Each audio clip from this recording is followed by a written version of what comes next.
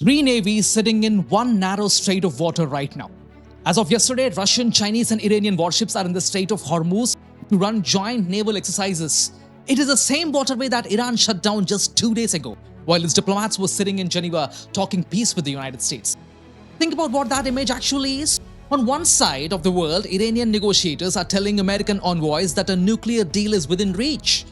And on the other side, Iranian warships are drilling with Russia and China in the choke point that controls 1/5 of the world's oil supply. And somewhere in between, an American armada is sitting just outside Iranian waters. Now imagine something goes wrong in that strait. Not a war, not a decision, just a mistake. An Iranian vessel that pushes a drill too far, for example. An American ship responds the way it's trained to, and a Russian destroyer nearby can't tell who fired at whom. In that moment, with those three navies in that one narrow waterway, you don't need anyone to order a war, the war orders itself. That is the situation we are actually in right now. And it all makes a lot more sense once you understand what Iran was doing in Geneva and why it was doing it, and why the two things, the diplomacy and the warships, are not contradictions. They are the same strategy. Hello everyone, my name is Raman, and welcome to my show, The Raman Effect.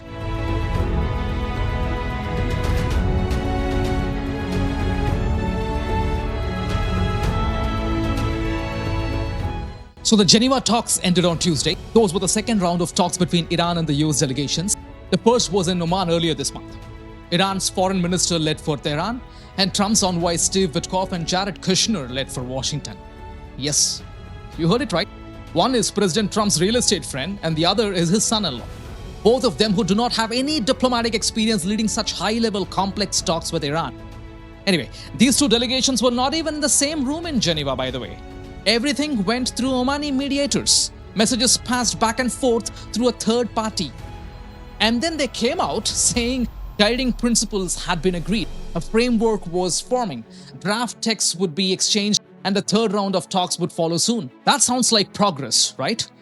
Well, Vice President JD Vance the same day said they were still very far apart on the core issues. And while the diplomats were still in Geneva, satellite images emerged showing Iran rapidly burying its nuclear facilities deeper underground with concrete and soil. So that is the surface.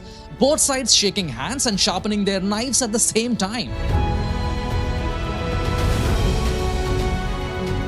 To understand what Iran is actually doing, you need to remember what happened last June. Operation Midnight Hammer. American B-2 bombers flew from Missouri, hit 3 Iran's nuclear sites. President Donald Trump declared the Iran's nuclear program completely obliterated. Except, it wasn't. The bombs destroyed the above-ground infrastructure. The centrifuges buried deep underground survived. The program was set back maybe 2 years. That's it. And this is what makes these talks so structurally complicated. Since June, IAEA, International Atomic Energy Agency inspectors have had zero access to those bombed sites. Iran kicked them out.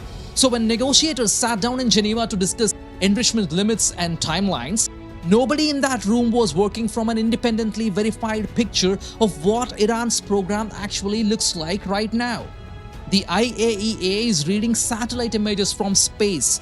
That's the foundation these talks are built on.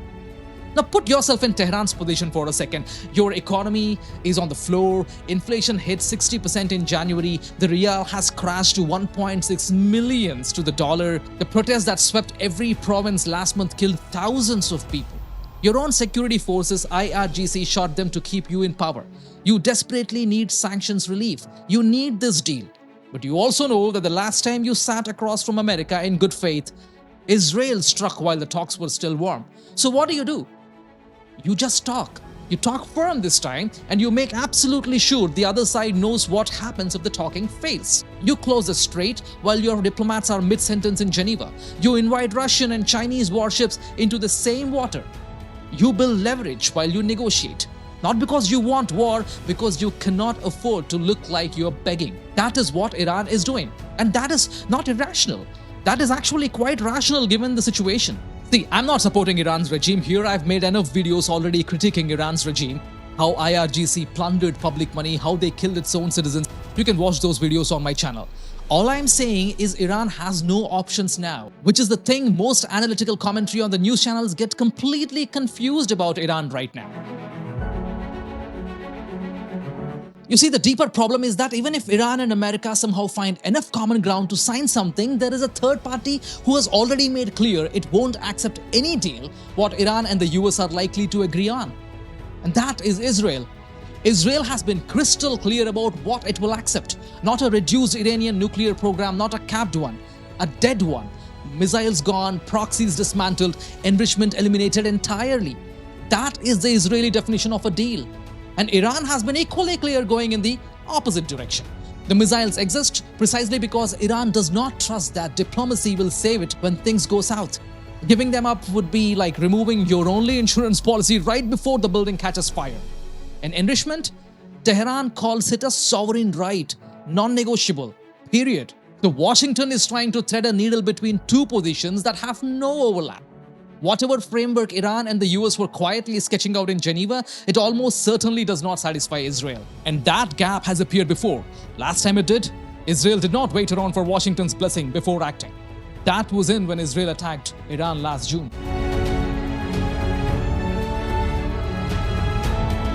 Which brings us back to those three navies in the Strait of Hormuz.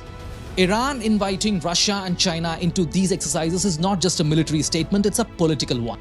It is Iran saying, if you come for us, you're not just dealing with Iran, you're dealing with a set of relationships that will complicate your entire calculation.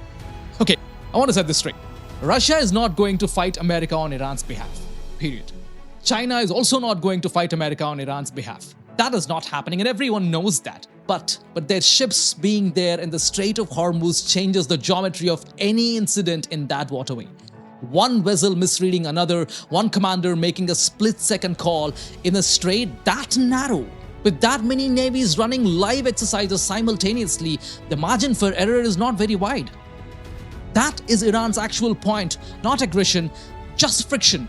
Right now, there is enough complexity in that water that any American strike carries consequences nobody can fully predict or control in advance. And now there is a clock on the table too. Just on February 19th, President Donald Trump set a hard deadline. He said Iran has 10 to 15 days maximum to reach a meaningful deal.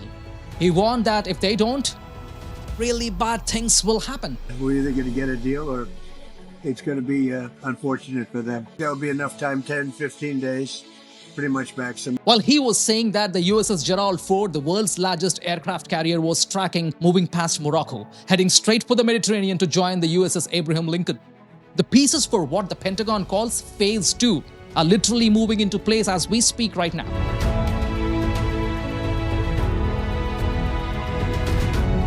And an interesting thing is, this is not the first time this strait has been used exactly this way.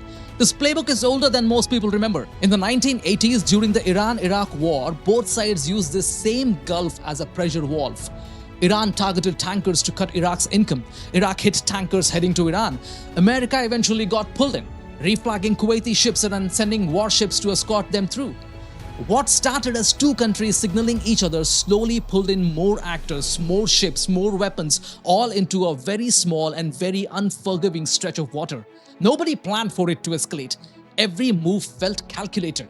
And yet it kept going further than anyone intended. And that is a similar situation we are seeing right now. The talks ended with both sides calling it progress. Frankly, nobody believes that. The Strait of Hormuz, after that temporary closure, reopened. Everyone is saying they have this under control. Maybe they do. But if a miscalculation happens in that strait and nobody ordered it and nobody wanted it, but if it happened, who does the world hold responsible? Is it going to be Iran for conducting military exercises in the same water where it was talking peace? Or is it going to be the United States for parking an armada at Iran's doorstep while setting a 15-day ultimatum? Or is it Israel for making any realistic deal structurally impossible? Or is it going to be Russia or China for putting their ships in a waterway already stretched to its limit? You see, there is no clean answer for this. That is exactly why I am asking. I want your answers for these questions. Tell me where you land in the comments. And tell me which of these actors in the region you want to go deeper on. That is going to shape where this Middle East series that I just began. By the way, if you want to understand more about why Iran behaves the way it does at the table, I've done two videos you should watch. One goes into why the US-Iran crisis never actually reaches a conclusion, and other breaks down how the Iranian Revolutionary Guard essentially hollowed out Iran's economy from the inside. You can find the videos here on the screen. Go watch them, and I'll see you in the next episode of this Middle East series, which is going to be very, very interesting. See you soon.